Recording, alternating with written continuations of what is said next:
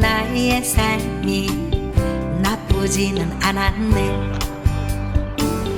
구름 낀 날만. 안녕하세요. 전문가님. 안녕하십니까. 전문가님 안녕하십니까. 네. 오늘은 또 저희를 왜 여기로 또 오라고 하신 거죠? 궁금하죠? 네. 전번에 우리 천안역 갔죠? 네. 여기는 무슨 역이에요? 천안 아산역 온양 온천이라고 되어 있네요. 천안 아산역이죠. 네. 천안역과 천안 아산역의 도시를 돌아보면 다른 점 느끼지 않습니까? 저 상당히 많이 다릅니다. 꼭 구도심에 있다가 예. 다시 이 새로운 신도시, 네, 천안 네. 아산이나 신도시 와보면 네. 도시의 변화가 과거에서 현재로 팍 온 느낌이 들잖아요. 맞습니다. 그래서 이걸 한번 오늘은 여기서 도시가 좀 변화된 모습을 좀 보고 싶고, 같은 역세권이었지만 천안 아산역의 변화와 구도심의 천안역의 변화는 완전히 다르다. 그것은 교통의 속도도 다르지만 정규 여건 변화도 다르고 어떤 도시의 접근성도 다르다. 이런 또 신도시 체제로 만들어져 있는 새로운 도시 형태, 이런 부분들이 비교되기 때문에 오늘은 여기서 뵙자는 겁니다. 사실은 이게 이제 배방지역, 탕정지역, 천안 아산 신도시라는 수도권 인구가 집중화되다 보니까 수도권 인구를 분산시키자는 정책이 가장 먼저 대한민국에 시행됐던 지역이 천안 아산역이에요. 굉장히 배분 세대들이 어떤 인구가 유입이 되다 보니까, 그럼 인구를 좀 어디로 좀 분산을 좀 시키자. 국토 균형도 있지만 인구 분산 정책에서 가장 가까운 지역이 어딘가, 천안 아산이라는 지역을 91년도에 떠오르는 것이 이쪽입니다. 그러면 어떻게 할 것인가에 대한 분산의 1호가 결과적으로는 도시의 접근성이라든가 인구 분산의 어떤 도시 흐름 만드는 교통이 있잖아요. 그게 우리가 이제 고속철도를 생각을 한 거죠, 정부가. 그 계획의 끝에 2024년에 착공이 들어가서 천안 아산역이라는 발표 끝에 2024년도에 천안 아산 신도시를 발표하고 2012년에 준공이라는 도시가, 천안 아산은 다 만들어지지는 못했어요. 지금 있는 자리가 이제 배방지역입니다. 천안 아산 신도시 중에 두 구역으로 나눠지는데, 배방지역, 탕정지구, 탕정 2지구까지 지금 이제 준비가 되고 있어요. 탕정 2지구는 2020년에 이제 발표가 됐어요. 계획된 도시로 하겠다는 개념인데, 그래서 이 자리는 지금 천안 아산 신도시에 들어가고, 천안 아산 신도시의 배방지구에 들어가고, 2008년에 착공 들어갔던 탕정지구, 천안시청 합의 탕정지구고, 천안시청과 탕정지구 뒤에가 탕정 제2지구가 2020년에 발표된 새로운 계획된 도시죠. 이곳은 성공적인 곳인가요? 아니면 뭐 어떻게 평가를 하시나요? 주변에서 봤을 때는 굉장히 체계적이고 계획된 모습이 보이기 때문에 좀 성공된 도시가 아닌가라 보지만, 사실은 굉장히, 제가 점수를 준다면 한 50점? 천안과 아산이 통합이 되지 않은 상태에서 도시의 행정구역이 분리되면서 교통이라든가 교육이라든가 상권 모든 것이 분리되어 있어요. 하나라 보이지만 결국은 분리되어 있기 때문에 통합이 되지 않는 도시는 굉장히 시민사회 거버넌스 통합이 되지 않기 때문에 그 도시는 충돌이 일어나고, 그 충돌로 인해서 많은 불편이 오죠. 가장 먼저 불편이 뭐냐? 환승 개념이 안 돼 있다는 거예요. 접근성이 안 좋다는 거예요. 아하. 결국은 KTX를 활용하고자 하는 시민들이, 천안 시민, 아산 시민들이 오는 방향도 다르고, 또 하차해서 가는 방향이 다르고, 그 가는 탑승하는 차 구역이 달라요. 지금 보시다시피 천안의 택시는 오지 않고 있잖아요. 맞습니다. 아산 택시만 오잖아요. 저도 예전에 여기 와서 택시 못 잡아서 굉장히 고생했던 기억이 있어요. 물론 시민들은 어떤 차를 타든 활용을 합니다.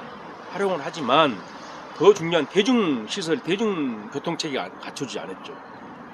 시내를 움직이는, 내 집으로 가는 시내버스라든가, 또 기차에서 내려서 바로 대중과 연결되는 환승 개념이 잘 안 돼 있는. 그래서 아마 이 지역은 앞으로 환승 개념이 만들어지지 않으면 도시는 단절되고 도시의 접근성마저도 문제가 가장 클 거라고 저는 봐요. 우리 뭐 전문가님 봤을 때는 그런 생각이 안 드세요? 많이 들고 있고요. 이제 그런 부분들이 드러나는 부분 중에 하나가 단지별로 뭐 생활 수준의 차이, 문화의 차이도 굉장히 많은 이유가, 말씀하신 대로 구역이 갈라져 있다 보니까 성향도 굉장히 다르고, 그러다 보니까 지역별 이기주의가 생기는 문제도 발생한다는 말씀이신 것 같습니다. 천안 아산 신도시가 만들어진 것은 인구 25만 계획을 세웠던 아주 국가의 미래 전략 도시였어요. 거기에 이제 천안 삼성 배후단지에 직주 근접에 있는 천안 삼성 디스플레이가 들어오고, 아산의 현대자동차 들어오고, 거기에 연관되어 있는 많은 밴드 회사들이 들어와서 인구 유입이 됐던 거죠. 그렇지만 도시는 성장하지 못했어요. 공동화가 많이 났고, 도시 안에 성장하는 도시 안에도 공동화가 났죠. 도시의 어떤 플래너들이 계획하는 모습들이 현실과 안 맞은 것들이 많아요.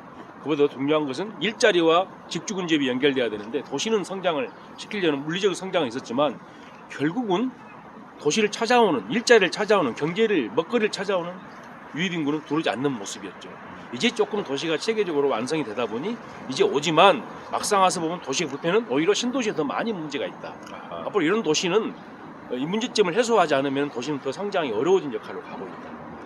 그러면 두 전문가님들께서 생각하셨을 때 이곳의 그런 문제점의 해결 방법은 혹시 어떤 게 있을까요? 아마 가장 문제가 환승 개념이었어요. 접근성, 교통의 네. 접근성. 네. 이 교통의 접근성 환승 개념을 어떻게 할 것인가에 대한 아마 민선 8기 충남 도정에서 아마 천안 아산역을 환승센터 개념으로 만들겠다는 야심찬 발표를 했어요. 그래서 유 공간을 활용한, 광장을 활용한 어떤 물리적 공간을 좀 채우고 또 도청년의 주거복지 차원에서도 좀 채우고 상업시설 연결시키고 또 그리고 컨벤셔널 연결을 시키고 그리고 교통 체계도 바로 대중교통과 함께 연결되는 체계를 아마 교통 환승 개념을 아마 만들게 돼 있고 아마 미국의 샌프란시스 트랜지스라는 그런 개념에 기차에 내리면 대중교통이 있고 기차에 내리면 문화가 있고 기차에 내리면 많은 다양한 접근성을 할 수 있는 것들이 시설, 상업시설들이 연결되는 왜 천안 아산역이 여기 이렇게 존재를 해야 되는 건지 거기에 대해 좀 궁금하거든요. 도시의 어떤 패러다임, 도시는 어떤 도시 발전의 마중물이라는 것이 있습니다. 도시에 어떤 마중물을 넣어주냐에 따라서 그 도시는 성장하는 방향이 축만 잘 정하면 도시는 급성장하죠. 그 도시의 발전의 가장 마중물이 되는 접근성입니다. 그 접근성에 수도권, 전철과 장성과 그리고 고속철도가 연결되어 있는 대한민국의 모든 서울역을 출발한 고속철도는 천안역에 서게 되어 있습니다. 여기가 정말 천안 아산을 발전시킬 수 있는 신패러다임을 만들어낼 수 있는 가장 원동력이 여기에 숨어 있는 겁니다. 이 부분을 우리는 재발견하고 싶다는 겁니다. 이게 이제 그 신패러다임의 코어라는 거. 그렇습니다. 그렇지, 이것이. 그래서 이 공간을 잘 치유하고 이 공간을 잘 치유함으로 더 시너지가 폭발할 수 있는 탕정지구, 창정 2지구 그렇게 가기 때문에 굉장히 중요하다. 그리고 이제는 마중물을 부었던 이 도시의 어떤 성장할 수 있는 이 천안 아산역이야말로 조금만 변형하고 조금만 개선하면 이 축이 결국은 새로운 신도시 축을 더 증폭되는 도시를 만들기 때문에 여기를 제가 모시고 있다는 겁니다. 아하. 민선 8기는 네. 굉장히 충남이나 국가 어떤 경계를 벗어난 어떤 역할을 많이 하신 것 같아요. 아. 정책이 나온 것 같아요. 아. 크게는 이제 베이밸리라는 예, 예. 큰 예. 천안과 어떤 충남의 북부권, 천안, 아산, 당진에 연결되어 있는 축과 경기도, 안성, 평택, 화성에 연결되어 있는 두 축에 약 23만 개의 어떤 기업들이 있지 않습니까? 예. 그리고 엄청난 그 시너지를 발휘하는 어떤 생산 유발 효과를 많이 발휘하는 그런 공간들이 있기 때문에 그 베이밸리의 축이 결과적으로 이 천안 아산역에서부터도 출발한다고 저는 봅니다. 아. 결국은 베이밸리라는 것은 인프라 접근성이 없으면 굉장히 어렵죠. 도로라든가 용수라든가 에너지라든가 많은 것들이 가는 길이 있어야 되는 거거든요. 그 길의 축이 아마 천안 아산역이 될 것이고 그 축이 결국은 우리 민선 8기 아마 충남 도정이 베이밸리의 축이 시너지를 더 바라지 않겠나. 그것이 우리 국가의 어떤 미래의 동력을 만들어내는 비약한 어떤 만들어지지 않냐 그런 생각합니다.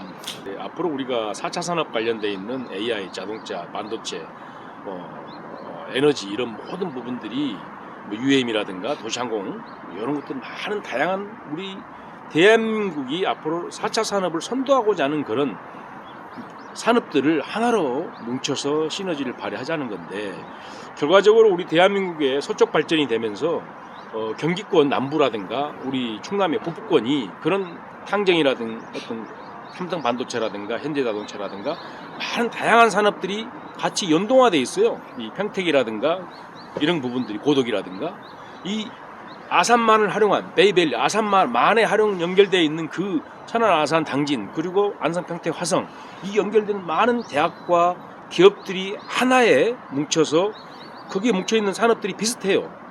반도체, 디스플레이, 자동차, 중화학 많은 첨단 산업들이 국가의 산업들이 가장 밀집화되어 있거든요. 그 지역을 하나로 묶어보자는 거거든요. 그리고 시너지를 발휘하고 그것이 오히려 우리 충남에도 많은 일자리가 다양하게 만들어지고 이 일자리가 결국은 많은 인구 유입이 들어오고 그 인구 유입이 도시는 재원이 되고 그 도시가 더 성장하고 그것이 국가 미래까지 보여주는 그런 것이 아마 베이밸리 산업 아닌가. 그 부분은 아마 베이밸리 추진위원회가 구성이 돼가지고 아마 도정에서는 굉장히 많은 거 진전된 거로 알고 있고요. 지금 많이 진전됐고 다만 우리는 이제 그 베이밸리의 북쪽에 있는 탕정 이 지금 천안 아산역의 북쪽에 있는 베이밸리의 어떤 축보다는 우리는 지금 천안 아산역에 이 천안 탕정지구와 배방지구 그리고 천안의 불당이라든가 천안의 도시와 하나로 연결되는 축을 만들어내야 한다는 저는 도시의 새로운 패러다임을 좀 보여줬으면 한다는 생각을 탕정 2주기에서 하고 싶은 거거든요.